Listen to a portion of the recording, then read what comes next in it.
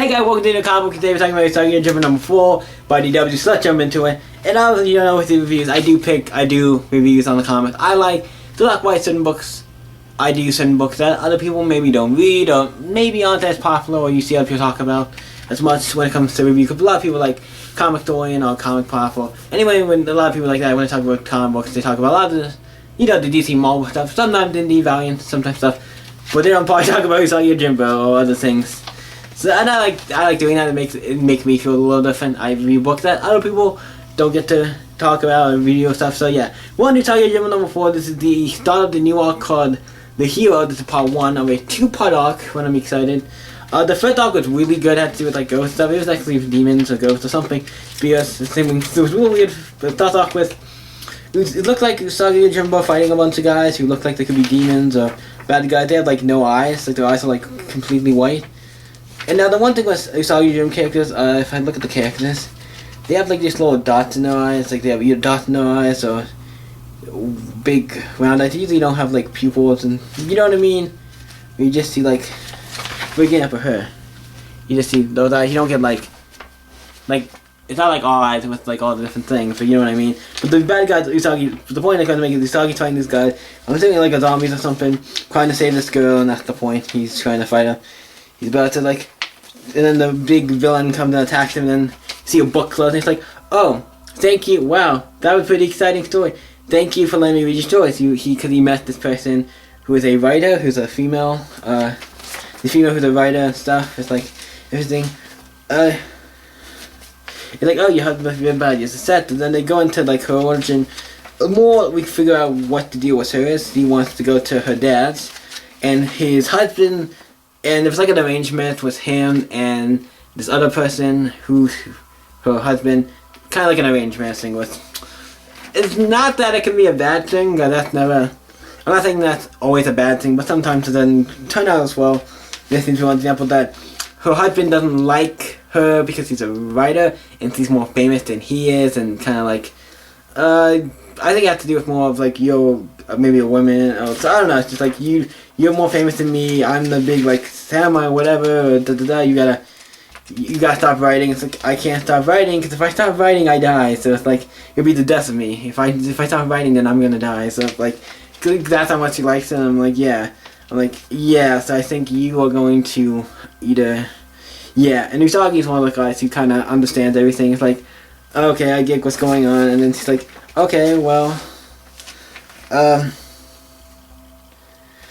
He's like, hey, well, do you want me to accompany you for a while if you don't mind? I'll accompany you on your journey, And it's just them talking about stuff. It's like, and he also talks about how he's like, hey, how'd you get your bruises on your wrist? It's like, yeah, he was a little drunk one time and stuff. I'm like, this guy sounds like an ass. I'm not trying to say, this guy, they're making him like to be a bad person. He's bad. Really, you beat him while telling her these stuff. He's an awful person. I'm like, Usagi, I hope, gets to do it just as this and gets to shove him a new one, or at least to him a new one.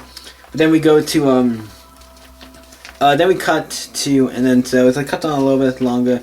Them on the ship, and then we see a bunch of horsemen come. A guy's on horsemen. Like, hey, we're here to take Lady Maru, M-U-R-A, Maru back. I'm sorry for saying that wrong. Her back. Her husband wants her back. I'm like, no, and he's like, no. So he's giving me. He's like, no. I'll be back in a few days. I want to visit my father.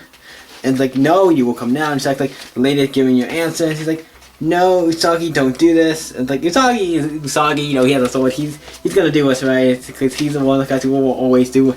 Usagi one of the characters who will always do what's right, or if he's what he thinks is right. Usually he always does what's right, not what just he thinks is right, because it's like, usually what he thinks is right, because he is a character who is like, one of the characters he's like, oh yeah, whatever he does is right, and we all just assume that.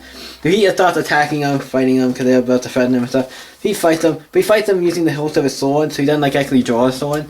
So he beats the crap out of him without even drawing his sword and killing him, so he's like, if you guys return, I won't, these not before I really get mad. What does it say it? I kept my sword shattered so not to hurt you too badly. I expect of leaving you. I won't be so generous next time. So next time, like, he's not like, I don't kill. He says, I don't kill only when I have to. Like, that's the kind of, I think, a way to see it as, and like, I don't kill unless I have to, unless it's like a do or die situation or there's a reason for it. So then they go off to the town, and we see them talking about where they're gonna stay. We can't stay in the place because they will probably find us. So like, I know a place we can go stay, and you see this guy following them, who probably is gonna give away his location, and he's following them and hearing everything they say. So they go out to this like temple out of a far, it's a little run down, but it's nice. And they'll sleep. Usagi's looking at the book. I guess reading more of the book, and then we see some swords on the bottom, and it's like to be continued. I'm like, well, the next she's gonna conclude this story, so it's either gonna be she's gonna make it to. I don't know what's gonna. I'm kind of curious.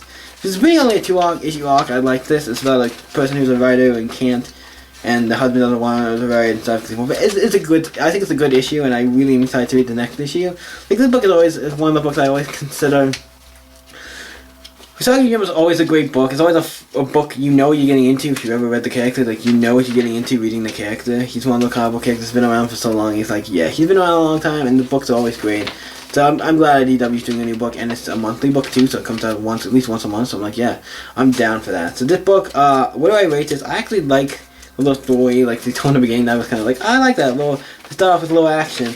That'd be that's a cool way to do it if the rest of the book can have it. It did have a little with him fighting out guys off with the hilt of a sword, but yeah, this is a really good issue.